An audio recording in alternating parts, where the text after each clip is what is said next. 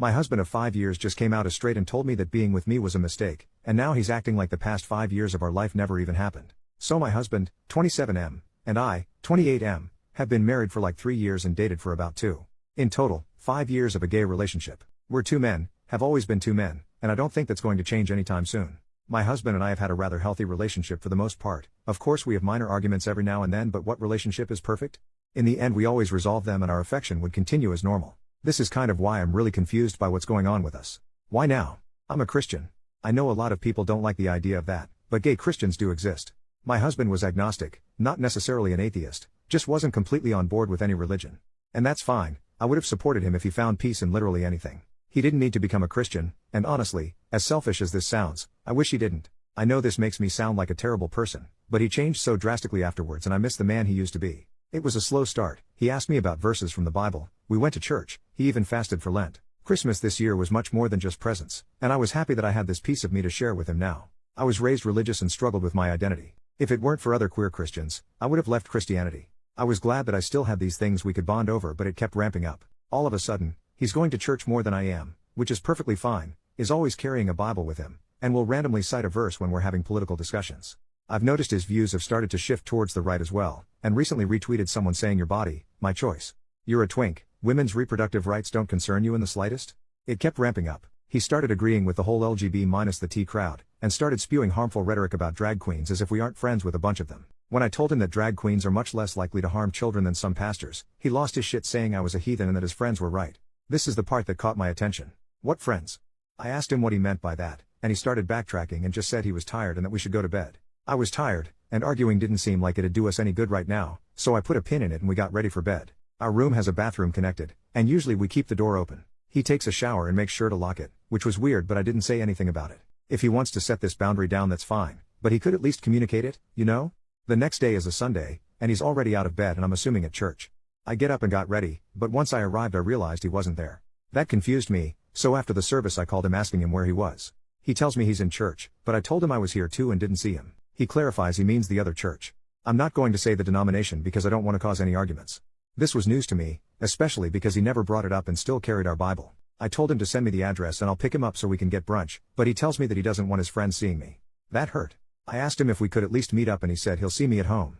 After a few hours, he finally comes home. He says we need to talk. I agreed. I wanted to ask him why he didn't want his friends seeing me, and as I opened my mouth to ask the question he set him straight. I stared at him for a bit, and he continued, explaining that his church helped him realize he wasn't going to see the kingdom of God if he continued living in sin and that he needed to leave me as soon as possible. He told them about the pastor comment I made last night, and they said that I was a devil trying to lure him away from Christ. He started repeating a lot of the same rhetoric I heard from other Christians growing up, and it really upset me. He even said that I could be saved, and that I already had the traditionally masculine look so I had that going for me, and that I just needed to steer away from homosexuality. I feel like I'm in an alternate reality right now. I'm being told by the love of my life that I'm a devil that needs to return to Christ because I shut down his homophobic rhetoric. My gay husband is being homophobic. I'm sorry, but not once in the 5 years we've been together did he realize he was suddenly straight. It just doesn't work like that. It's not like we're in some other universe where compomo is a thing, right? I told him that he needed to leave and that we could discuss arrangements afterwards. I still want him, I love him, but I have no idea how he could look at me with a straight face and tell me all of that. He started arguing saying that he didn't want to leave and that we could be friends, so I told him that I wouldn't be friends with a self-hating queer for the life of me. He packed a bag and left. His location shows he's at some random house I've never been to, but I assume that's one of the churchgoers he's friends with. I don't even know what I'm supposed to do from here. Did I seriously just lose my husband? I don't understand how this could happen. What can I do now? I miss him already. Update, 5 days later. Thank you to everyone who gave me genuine advice on my last post. I'll quickly answer some common questions. No, he does not have a family history of bipolar disorder or any other mental health disorder that would cause sharp changes. No, he isn't cheating on me with one of his church friends, but I will get more into this later. No, he isn't bi. I'm bi, and we've had conversations and he said he experimented in high school but it wasn't for him. I talked to his family and our friends about the whole thing. I explained we were separating because of his newfound faith and how he's acting. I told them about the shit he said and they're all worried for me. I don't think that I'm in any sort of danger, honestly. I did talk to my church about this, and they told me that the church he's attending is notorious for this sort of thing. One of them will show up after a service and wait outside, and if someone is walking out alone they'll come up to them and start chatting. They'll pretend they go here until they've talked to the person enough times to invite them to their church. Apparently he was attending my church even on days where I wasn't, so he was alone a lot. It's really f***ing predatory and it low-key pisses me off that he was enjoying my church and it led to him being taken away from me. I've had limited contact with him in the past few days. He came over last night, saying he needed to talk to me. He didn't appreciate me contacting his parents, and assured me that he is fine mentally. I wanted to start asking all the questions I've come up with since he left, but I didn't want to overwhelm him. I know he didn't cheat on me because that was the first question I asked. More so, are you leaving me because there's somebody else? His response was that he didn't want to leave me, but living in sin wasn't what he wanted anymore. How did he figure this out, you ask? After grilling him for an explanation, he finally admitted that he tried to cheat. The guy who kept coming to my church and basically recruited him was apparently so attractive that he would listen to anything he said. So he tried to cheat, failed, and went the full 180 and has decided being gay is the ultimate sin. Not the fact that he tried to have an affair. This is actually going to drive me crazy. Finding out he wanted to cheat but didn't is almost worse, because it's like, seriously?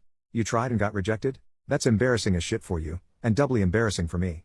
I asked him if they knew he was married to a man, and he simply told them I was his gay roommate who turned him, and now that he's straight again I've gone off the deep end. He's an actual freaking liar. He showed me some Bible verses, ones that were just blatantly different from the ones in mine, and kept trying to convince me that I need to change too. He said that he still cares about me, and wants to be friends.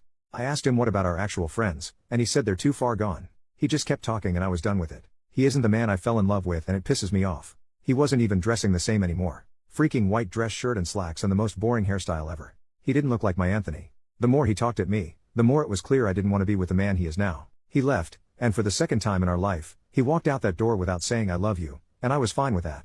This morning I talked with my lawyer and I am going through with a divorce. After I was done, I stopped by where he was staying and knocked on the door, half wanting whoever owned the place to be there when I gave him the papers, half because I didn't want him coming to my home anymore. When the man opened the door I realized this is who he was talking about, and it took a bit to keep my anger in. I asked for my husband, and when he saw me, the look in his eyes made it clear that he wasn't expecting this out of me. I made it clear to the other guy that I was handing my husband, gay husband, divorce papers, to end our marriage, the gay one between two men. Us, we're those two men. Because I don't know who needs to hear this, but if you wake up next to a man for 3 years out of your life, chances are you are a homosexual. So sorry to break it to you. I won't be able to go into details of the proceedings themselves, but I'm going to completely distance myself from him as best I can. His actions have been horrible on my health, and his family and friends can handle him better than I can. I'm going to miss the man he used to be, but I have my people surrounding me. I'm going to be okay. I hope for his sake he'll snap out of this one day, because the self-hatred isn't healthy, but when he does I won't be there.